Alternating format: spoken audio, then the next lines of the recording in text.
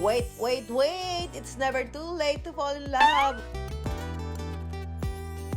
Kaya kahit kahapon ng V-Day, usapang puso pa rin tayo ngayon. Pusuan na yan. Ang dalawang taong nakatadhana, kahit hindi magkatagpo-tagpo dahil sa dami ng balakid, may invisible thread daw o tali na tila magbibigki sa kanilang puso, harangan man ng sibat. Red string to the rescue sa mga pusong naliligaw. Na-realize po namin na parang we complete each other po. Kapag po mahina ako, malakas po siya. Kapag po mahina siya, malakas din po ako.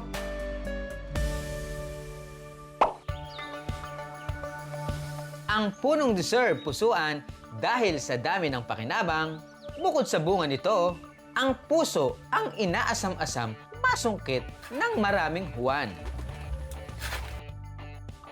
Para gawing pusong bato, kinilaw o ensalada, o kaya lumpiang Shanghai. Pero ingat sa pagpitas at baka ma-broken-hearted yan.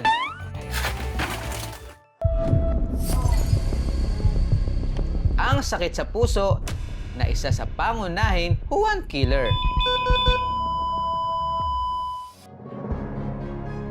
Kaya raw lunasan ng dahon-dahon lang? Anong kwentong puso mo, ka-wonder? Dibdibang usapan na tayo.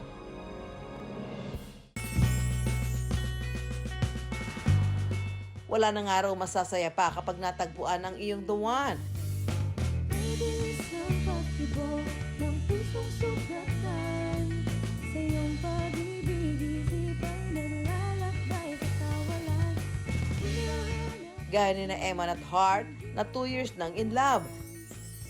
Sa kanilang road to forever, Ibigay ko na sa'yo yung puso ko. may pahabol Valentine gift pa si Eman. Pero ano itong tila nakatali pa ang sorpresa ni Eman? Ano nga ba ang nasa dulo ng pulang taling yan? Ops! Bitinin muna natin ang kilig! Maging manhid, magpakailanman.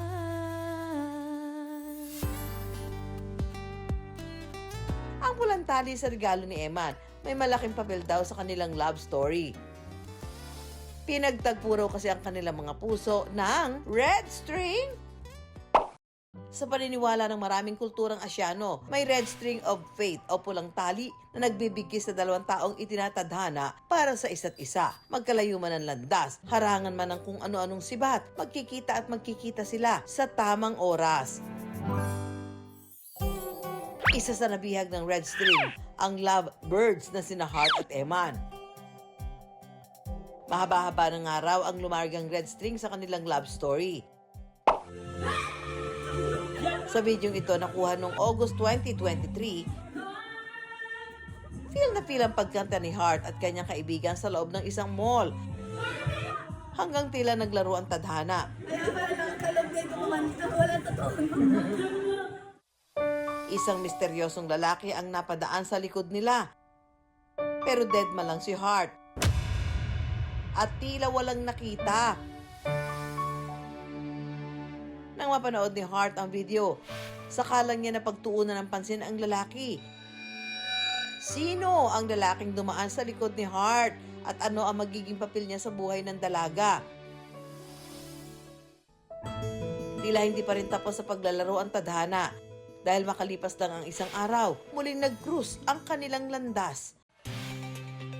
Ang mystery boy sa video ni Hart, ang 21 taong gulang na si Eman. First impression ko po sa kanya, matangkad, gwapo po, maganda yung smile. Parang na-attract po ako nun sa kanya. Nung na-meet ko siya for the first time, akala ko popular siya. Di ba? Siyempre, ang ganda niya po, ang physical, face, para pong perfect. Ganyan. Akala ko po out of my league. Hindi ko po ma-reach. Si Cupido naman, animoy may sariling lakad at nagmamadali.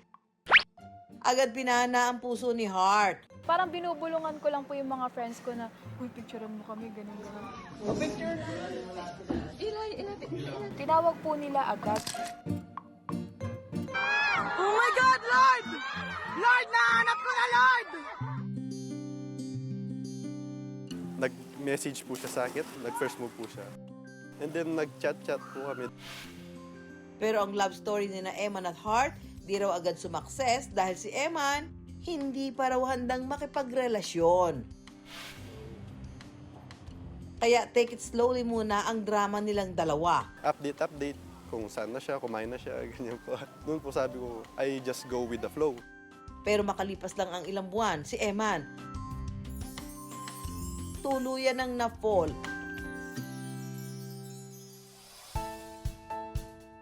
Tingnan mo nga naman, napadaan lang, na videohan. Siya pa lang, the one.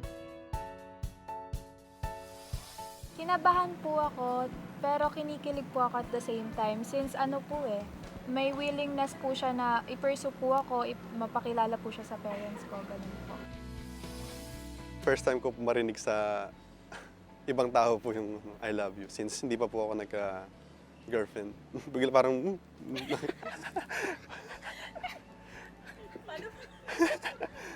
May action. Para pong may flower po tapos nag-blossom po sa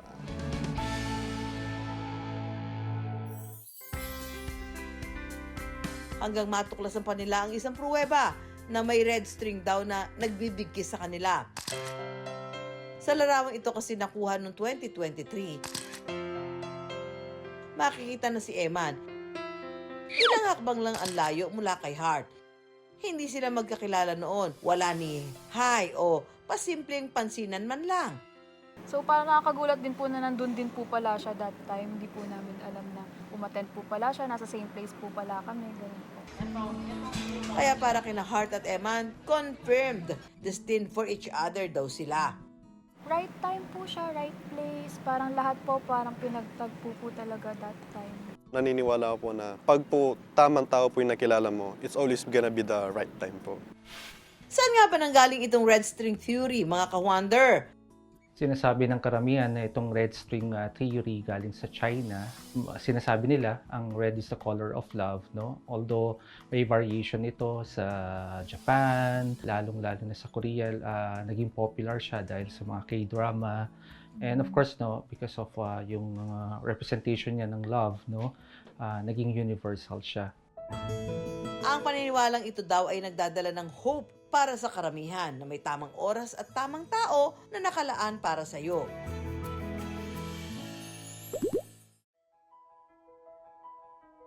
Kaya si Eman may the moves agad para di na makawala ang puso ni Hart. At pagkahaba-haba man ng red string, mayroon pa ring happy ending. Yung nag-uugnay sa atin is yung red string. At sa dulo ng red string, na doon yung ating mga promises. Kaya ko binigay sa'yo ang mga rings na to. At hindi lang yan dahil nagsulat rin ng isang love letter para sa iyo si Eman.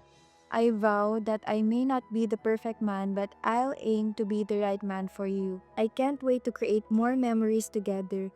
Mahal na mahal kita, my love. Thank you. Thank you so much sa lahat. I appreciate you sa lahat ng mga ginagawa mo for me. I love you.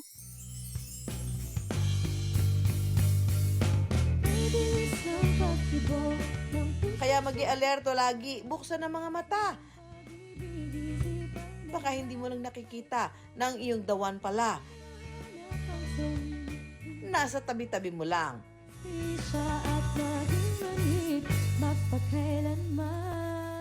Yan, sa dinami-rami ng prutas, saging lang ang may puso.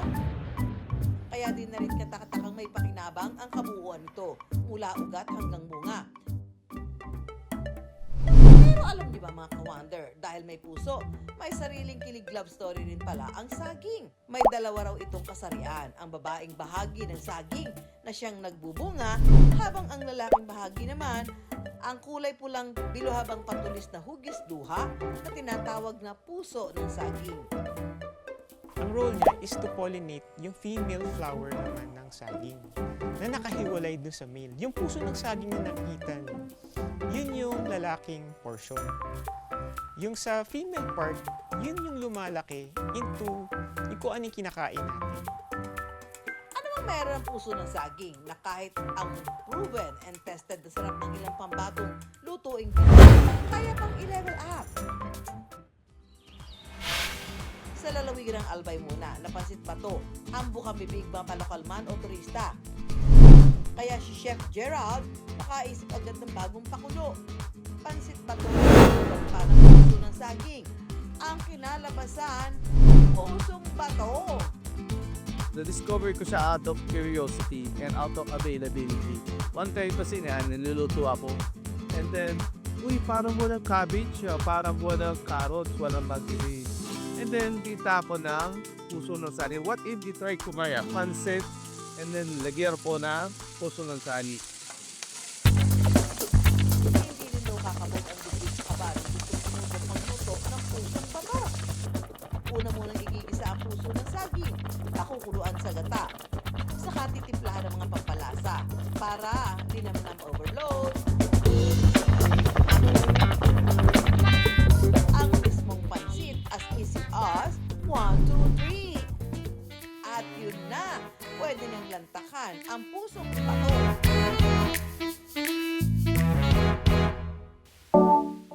Give it to me, Ma'am Sue.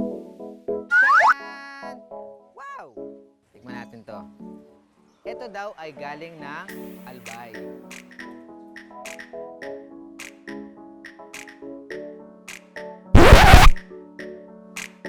Empoy, kumusta naman ang lasa? Masarap ha? Heto pa, ang bubusog sa inyong trivia, mga ka-wonder. Iba't ibang saging pala ang matatagpuan dito sa atin. Tulad ng musa, balbisiana o saba. Ang klase ng saging na panluto, ang musa acuminata na kabilang ang lakatan, latundan at senyorita. Na popular naman na panghimagas. Ang native o wild variety tulad ng butuhan na maraming buto at ginagamit na pangdekorasyon. Kung dito sa atin, madalas iluto ang puso ng saging sa gata. Sa bansang India, iniluluto ang puso ng saging bilang curry. Sa Thailand naman, ipiniprito ang puso ng saging na hawig sa pagluluto ng ukoy o okoy. Bukod sa adobo at sinigang na may 101 ways ng pagluluto, may kanya-kanya rin tayong bersyon ng lumpia, gulay man o Shanghai. O, di mo katuod. Asa man ta magkapalit ani day. Ang lumpia ni Nabay at Inday agad-agad pinusuan sa social media. Lasang-lasa raw kasi ang pagmamahal sa bawat kagat ng lumpiang puso ng saging. Gawa yan ng Gen Z at proud LGBTQIA+ couple na sina Raulin at Mirjib ng Minglanilla, Cebu. Kung paano nasungkit ni Raulin ang puso ni Mirjib, madali rin daw nilang nasungkit ang puso ng netizens dahil sa crunchy goodness ng kanilang puso ng saging lumpiang Shanghai. Ito yung ginagawa namin para makuha yung puso ng saging. Ang napitas na puso ng saging, aalisin ang bahagi matigas hanggang matira ang maputing tila ubod, saka gagadgarin at aasinan pa para mawala ang pait at dagta. Pagkatapos natin, lagyan ng asin, lagyan naman natin ng tubig para mawala yung alat. At pakuluan ng 5 minuto para maging malambot at malasa yung ating puso ng saging. Pagkatapos pakuluan, igigisa ng bahagya ang puso ng saging, lagyan ng paminta, ibang mga pampalasa at kaunting toyo, pagkatapos ay haluin. Next step naman ay babalutin natin ng wrapper yung puso ng saging. At saka mainit na yung matika, ilunod na natin yung lumpia na ginawa natin. Garantisadong sing sarap pero di sing mahal ang lumpiang puso ng Cebu. Kilawin ba kamo? Pasok din dyan ang puso ng saging. Sa South Cotabato, wala nang luto-luto. Kaunting pampalasa at halo-halo lang. Nilalantakan na ang puso ng saging. Kwento ng kawander nating si Bay Shalimar, survival food daw sa kanilang probinsya ang puso ng saging. Kapag gipit, sa puso ng saging daw sila kumakapit. Napaka-blessing kapag ito may nakita na sila na puso nito, isang malaking biyaya kung mayroon pa itong bunga para maibsan yung kumakalam nilang nasikmura. Sa paghahanda ng ensaladang puso ng saging, ginayat sa katamtaman laki ang puting bahagi ng puso ng saging. Sinasahugan lang ng kamatis at sibuyas. Sasabawan ng gata at piniritong isda ang magsisilbi nitong pampaalat. Matagal na po talaga namin itong kinakain. Dahil nga po naalala ko to, batang-bata pa ako. Mas interesting po siya, mas nakakaganang kumain dahil po pagkakagat mo po siya ay malutong siya. Pagsamasamahin lang ang mga hiniwang sangkap at pwede nang lantakan. Ang lasa, pasado naman kaya? Pwede pala ipag-mix yung puso ng saging pati toyo po. Masarap siya. Parang hindi na siya kailangan lagyan ng asin yung natin, gata natin. Actually, masarap. Pwede palang hindi nalutuin yung puso ng saging. Diretso ng gawing salad. Parang sweet na taman-tama lang yung pait niya, konti, ganun. Wait lang, makikitikim na nga rin po ako niyang ensaladang puso ng saging. Wow! Sarap siya! Marami siyang nutrients no, na makukuha tayo dito. Aside sa low in calorie siya, low in fat din siya. Meron din siyang calcium para sa buto natin. Magiging conscious tayo dun sa preparation kung paano natin siya hinugasan ng maigi. Walang alinlangan, punong-puno nga ng pagmamahal ang puso ng saging. Sakit sa puso pa rin ang nangungunang sanhi ng pagkamatay ng mga Pilipino. Sa pinakabagong tala ng Department of Health, 1 sa 3 Pilipino ang may sakit sa puso. Ang mas nakababahala, pabata ng pabata ang nabibiktima ng sakit na ito. Isa sa itinuturong dahilan, maling pagkain at mga bisyo gaya ng alak at sigarilyo. Ayon sa eksperto, karaniwang sanhi ng sakit sa puso ang naipong taba mula sa mga kinain at ininom na humahantong sa pagbabara ng mga ugat na nauuwi sa high blood pressure at mataas na kolesterol. Ang sakit sa puso, panghabang buhay ang gamutan.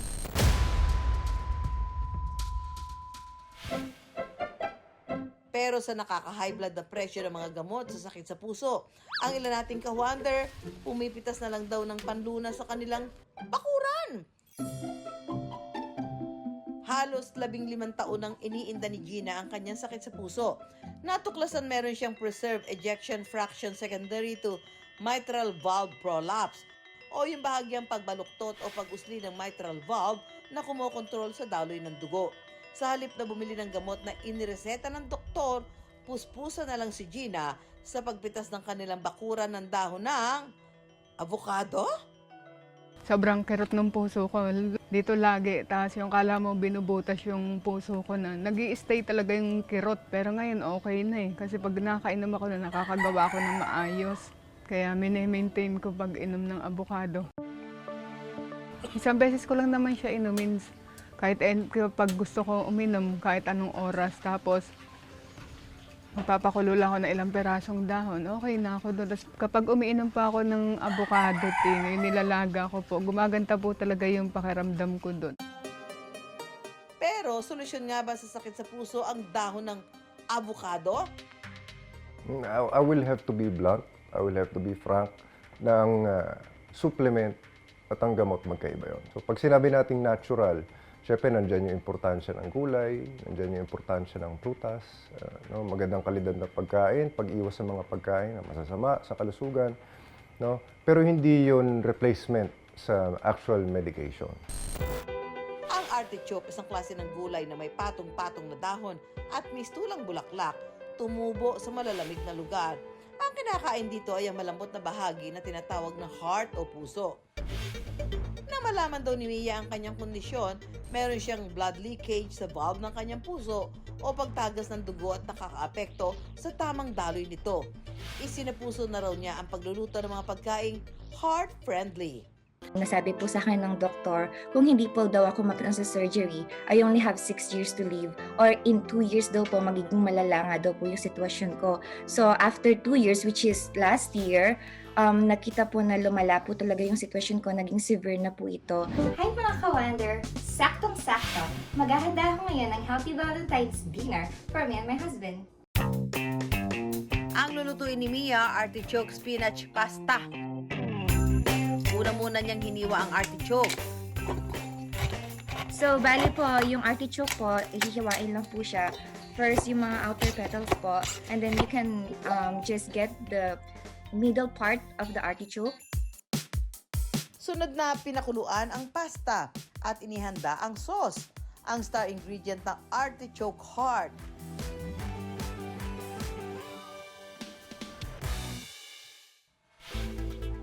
Hindi naman daw tila sentensya na sa buhay ang pagkakaroon ng sakit sa puso. So dapat ang ating timbang hindi sobrang baba, hindi sobrang taas. So hindi rin basta-basta pwede lahat ng exercise. No? And syempre nandyan yung selection ng pagkain kasi baka mamaya puro healthy kinakain mo, sobrang dami naman. So dapat maganda ang quality and sapat lang din yung quantity. Mga ka-Wonder, puso sa pusong usapan. Sa relasyon o love life man, sa mga kinakain at paraan ng ating pamumuhay, iisa lang ang itinitubok ng ating puso. Ingat-ingat all the time! Ayan mga ka-Wonder, sabi nga ng isang kanta, learning to love yourself is the greatest love of all. So lahat ho tayo, lalo na habang tayo nabubuhay, may karapatan ho tayong magmahal at mahalin. Mga ka-Wonder, kung may mga topic po kayo na gustong pag-usapan, mag-email lang po kayo sa iwondergtv@gmail.com. Ako po si Susan Enriquez. I-follow niyo rin po ang aming mga social media accounts. At ako po muli si Empoy Marquez. Magkita-kita po tayo tuwing linggo na gabi sa GTV. Ang lahat ng katanungan ni Juan, bibigyan natin yan ng kasagutan. Dito lang sa I Wonder! Mga tanong ni Juan, bigyan ng kasagutan. I Wonder!